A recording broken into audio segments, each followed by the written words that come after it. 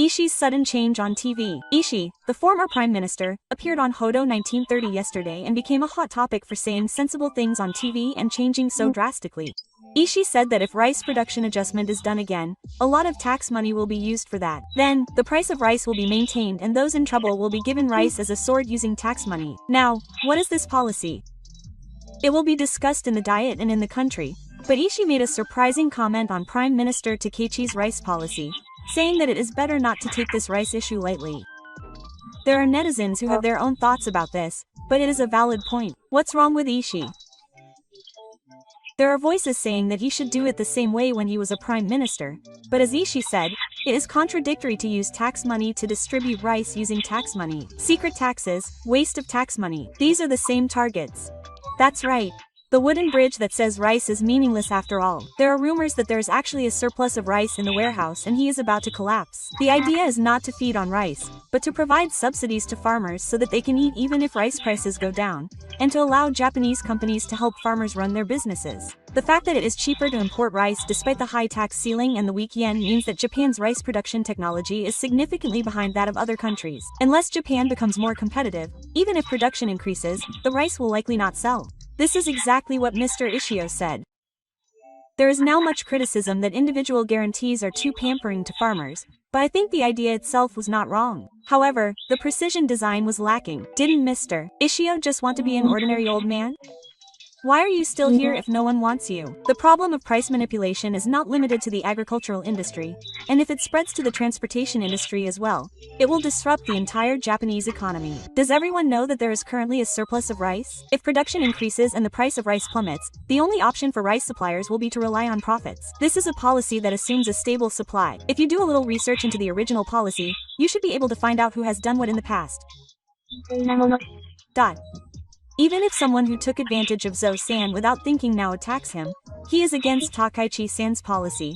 But Ishii-san seems to remember that his pride was hurt because his decision was overturned. Ishii-san also said that he would import cheap rice from overseas and export Japanese rice, so he took the rice problem lightly. Did Ishii-san say that? That's a big lie. Minister Suzuki only said that he would not increase production, but he didn't say that he would adjust production. The wholesalers are stockpiling when the price is high, so they can't sell it to the market cheaply, and the people are also in trouble, so rice is the problem right now. I have a feeling that rice policy will be meditated again and taxes will be burned. How long will this country continue to follow the rice policy of the Showa era? The responsibility has already been changed before the policy change, lol. I can't help but think that we will be in an endless loop of adjustments with taxes, distributions with taxes, and more discussions with taxes. I have a feeling that rice policy will be meditated again and taxes will be burned. How long will this country continue to follow the rice policy of the Showa era? The responsibility has already been changed before the policy change, lol. I can't help but think that we will be in an endless loop of adjustments with taxes, distributions with taxes, and more discussions with taxes. It's a really blatant lie, considering that the Ishii administration was in power from the rice fields to the harvest in 2025.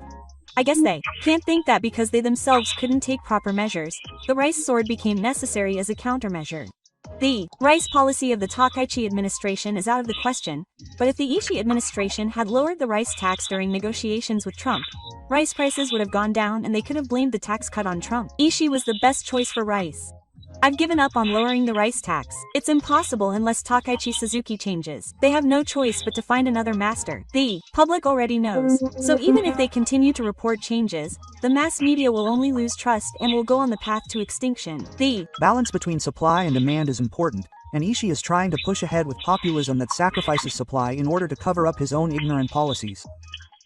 He should have put that into practice while he was still active, and even if he was removed as prime minister, he would have given it to another position. He should have seriously asked farmers to grow rice so much that there was no need to release stockpiles, and the excess production should be used to spread the word about the wonderfulness of Japanese rice to other countries. Even though he was a high school student, he was appointed Minister of Agriculture, Forestry, and Fisheries. He has the style of ignoring his own actions and taking refuge. I understand that he is anxious because he has no useful achievements, but if he is going to attack from behind, he should just keep quiet.